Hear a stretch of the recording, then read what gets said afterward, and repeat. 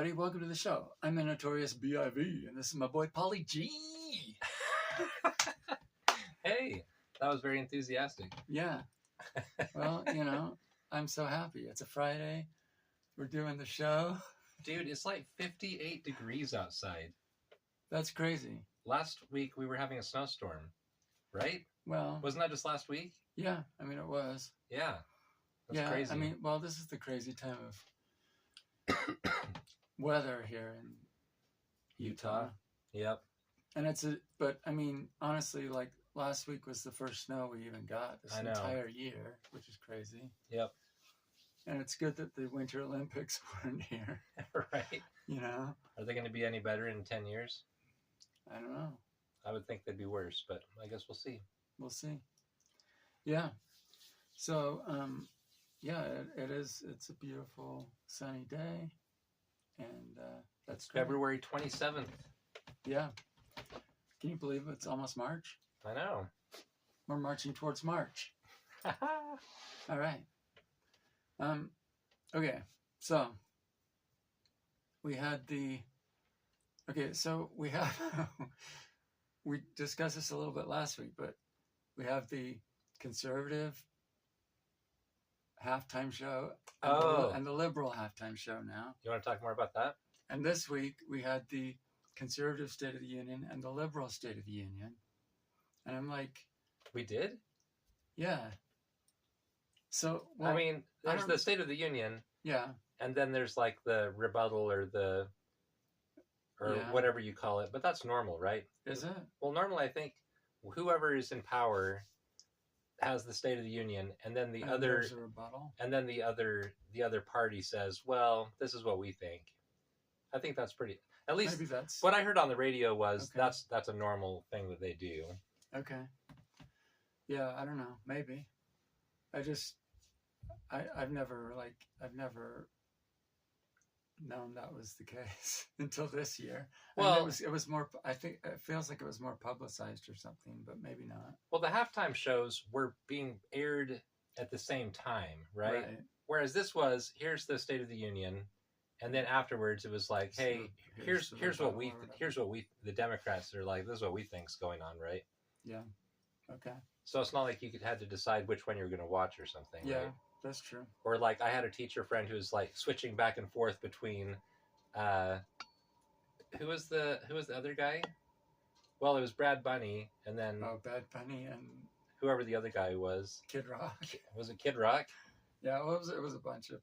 She was like bouncing back and forth between the two because she wanted to see them both. Anyway, so it wasn't like you had to go do one or the other or try to bounce back and forth. Anyway, sorry. No, what were you saying? Well, so so my thing is, it's like we have two countries almost at the moment. Yeah. And it's been that way for a while, but like now it's like people aren't even trying to pretend anymore, right? Yeah. But and so my question today is, I wonder if we just kind of gotten to a point where we just can't maintain this anymore. Like we can't maintain the great experiment or whatever, of this country. So we'll come back to that. But so let me give an example. Okay. Okay. So say there's some guy, right? There's some rich guy, or no, there's some guy, and he comes from a poor background or whatever, and he like pulls himself up by his bootstraps and like starts a company, and it's successful, and he like, works hard and creates like this empire or whatever, right? And now he's rich, and he's like, oh wow, that's awesome. Like I had nothing, and now I'm like rich. And he says to his children now, okay, hey guys, I need, now you need to maintain, you need to maintain this and stuff, because like this is how I provided for you and stuff, and like you guys have to keep it going. And they're like, oh yeah, great, that's awesome, Dad. Like, like we've heard the story, like Dad's told us about how he came from nowhere and whatever, and we've got to like keep this going.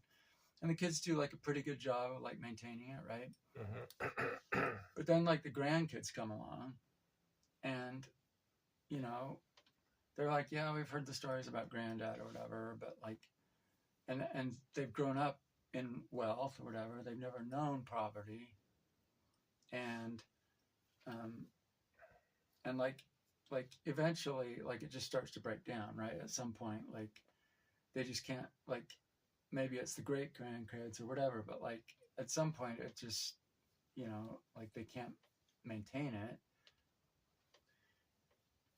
You know, because partly because I don't like they don't have the same perspective. You know what I mean? Right. So coming back to the United States, like we were forged in battle, right? We had the Revolutionary War, and the founding fathers were like, you know, they put their life and their life and sacred honor and whatever on the line, and we're like, hey, if we lose this war, like we're screwed. Like like we and our families are gonna like rot in prison or be tortured or killed or whatever, right? Like it was like that was it. And sink or swim. Yeah, and they won, and it was like, yeah, like we're not gonna die, right? Right. You know what I mean? And it's like this is awesome, and I think, you know, since then, I think it was similar with like people in the Civil War, right? Like they had to fight kind of for their existence, like the existence of the Union was at stake, and similarly, like World War II. Like our, you know, oh, if we lose this war, like Germany and Japan like take over, and like we lose our free, like our existence is at stake, right? Right. And yeah, and in World War II too as well, like the whole country, you know, like the companies and industries like switched to like the wartime effort, and you had like Rosie the Riveter or whatever, right? Because like all the men were at war, so women like pitched in and were working or whatever, right? Right. And then you had the men at war or whatever. So like the whole country was like involved, right? Right. But so now you come to our time, and it's like, you know, we haven't had anything like that for like a long time. Yeah. I was thinking, I remember when January 6th happened and people posting on Facebook how awful it was, and people saying this was worse than September 11th. And then I remember having some friends say, how can you say this is worse than September 11th? Like this was not that big a deal. And I said, well, but September 11th brought our country together. Yeah. September 11th made us say, hey, we're proud to be Americans, and we're going to, and it brought us closer together as a nation because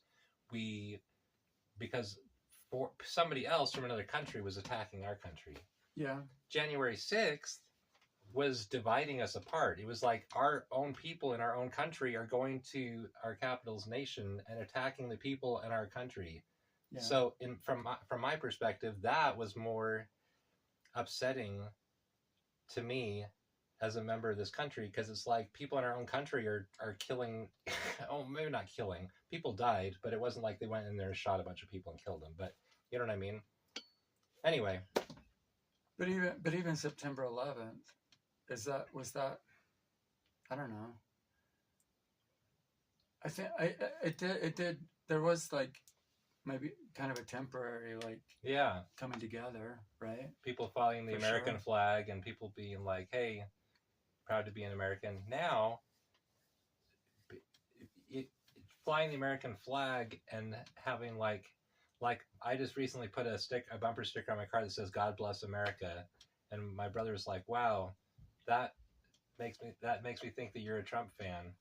And yeah, I'm like, but what does that even have anything to do with Trump? Trump's not, I don't think he belongs to any particular religion.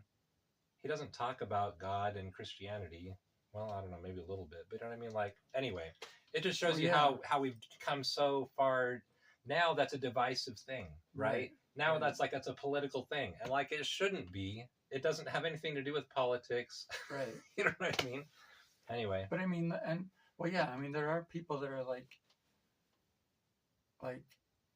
you know, like the United States is bad because it's racist or it's whatever. Yeah.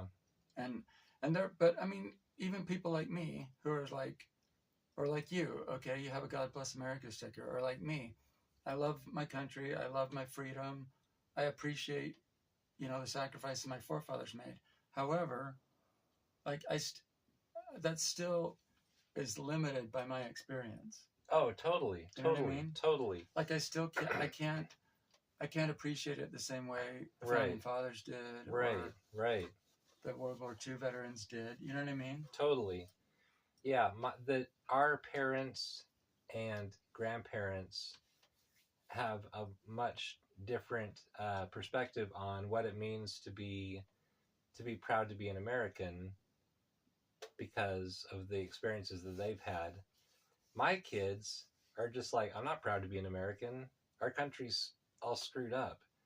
And I'm like, okay, but that doesn't mean you can't, like, still, even though our country has problems, it doesn't mean you can't, like, want to say a pledge allegiance to the flag or say that you're proud to be an American. They're like, well, it does to me. To them, it's like, I hate our country. It sucks. Right. It's all screwed up, Well, and that's the point. Like, we're at this point now where it's like, can we even maintain this?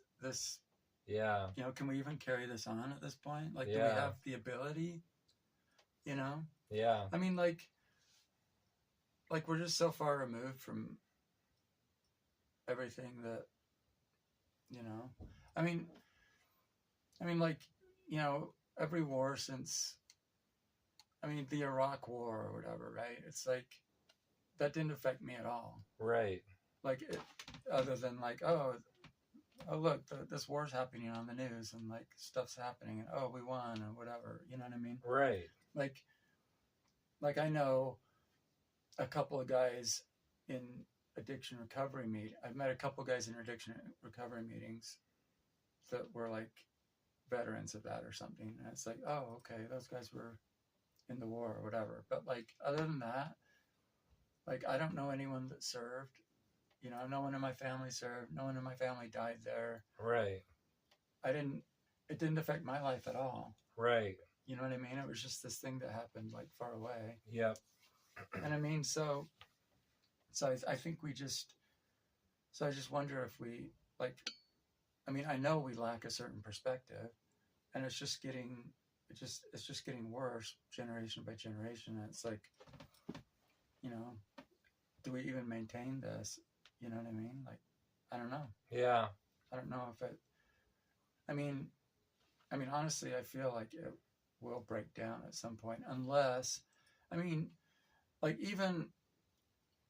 I feel like even if like China or Russia, like, or maybe both of them ganged up on us, like, even then, I don't think it would be an existential threat.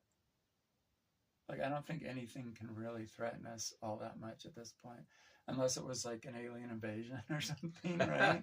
And then it's like, oh, hey, like, we've got to fight for our lives against the aliens or something, right? That was the whole thing in Watchmen. Did you ever, the story of Watchmen? Mm-mm. So, it was a movie, and it was like a comic book. Right. Before that, it was a graphic novel, right? Yeah. Yeah, it's actually a pretty good story. It's a little bit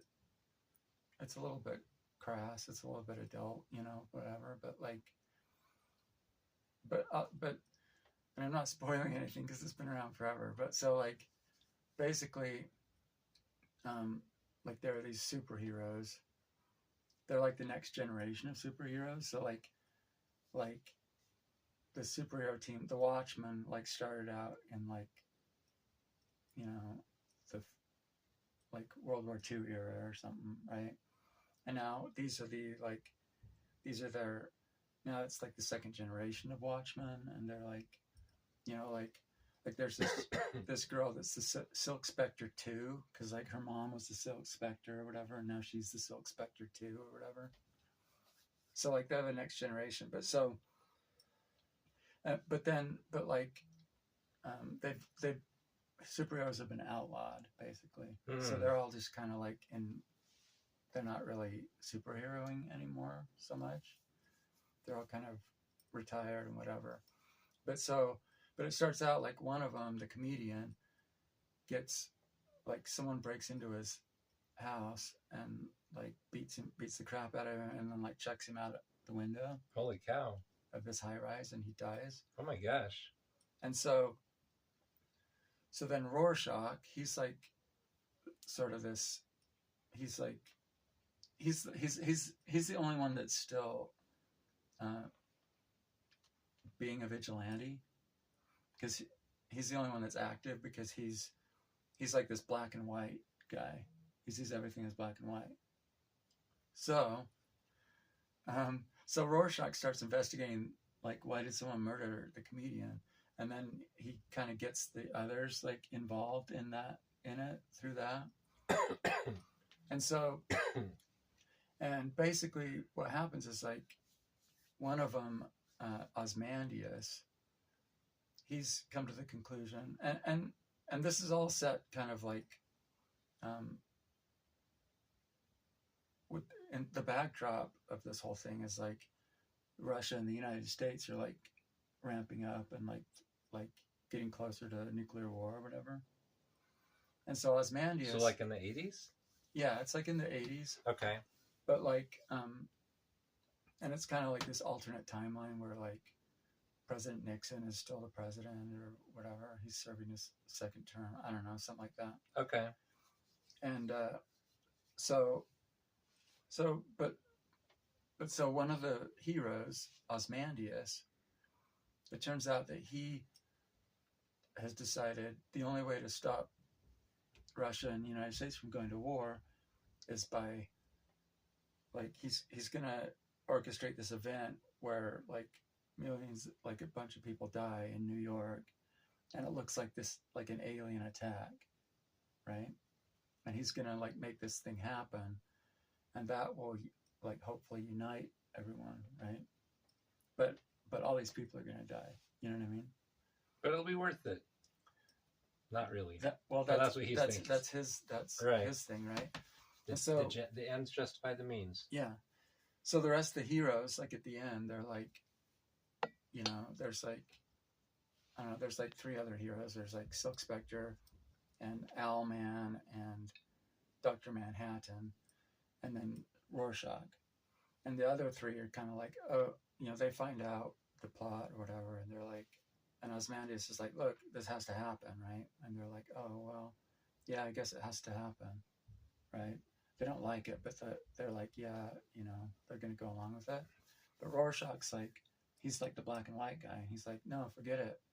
Like, you have to kill me because I'm not, you know, like, you're going to have to kill me. And like, Dr. Manhattan vaporizes him or whatever. Whoa. Yeah. And so, but then at the very end of the comic, you find like there's this newspaper, and they open this package, and it's Rorschach's diary, right? And so it's like, like. Oh, so he told the whole world what was going on. Yeah, but I mean, that's where it ends, right? You don't know. Like, they have this diary now. Are they gonna like tell everyone or whatever? But the point was like, the alien invasion is gonna like unite everyone, right? Like, I think that's like the only thing that could, you know, get us to put things aside now, you know? Yep. I mean, it's like in the absence of any kind of existential threat, it's like we're arguing about petty little things that don't even really matter all that much, right? Yeah. Going back to the God Bless America bumper sticker, it's too bad that just loving your neighbor and being kind to others and, you know, like Christian values that lots of people in our country share, that that can't be the uniting factor. You know what I mean? Yeah, well, like our similarities, you mean, like our common beliefs or whatever? Well, yeah, and just like I think there are people who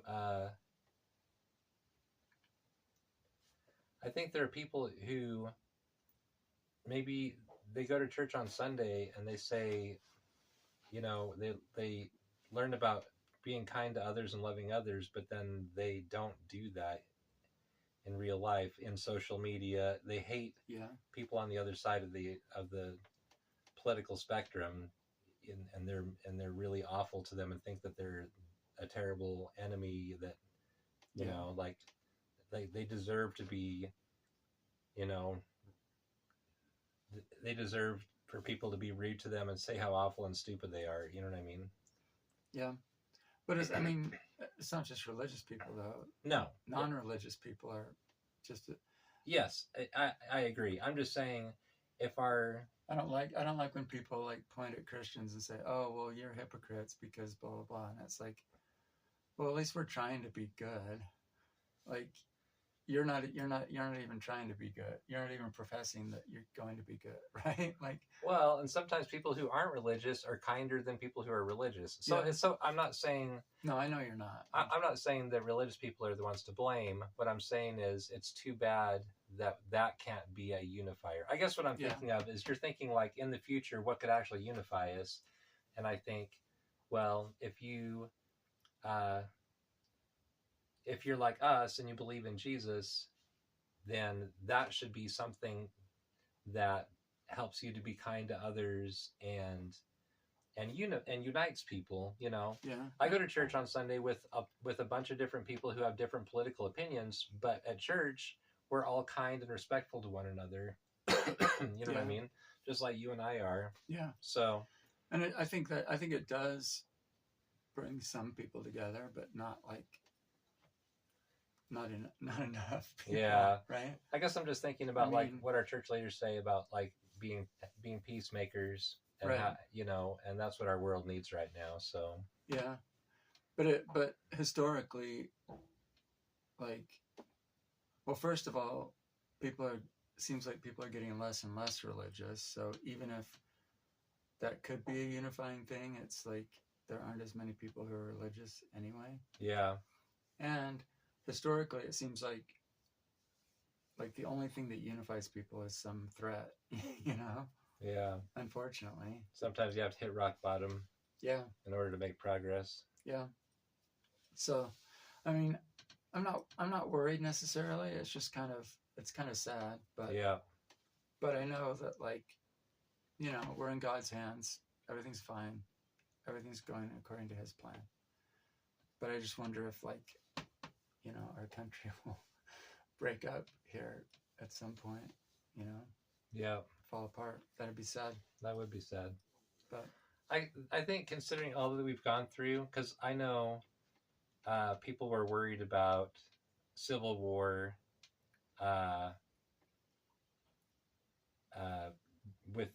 with what's happened in our country with elections, and people not being happy with the election results earlier, and that never happened.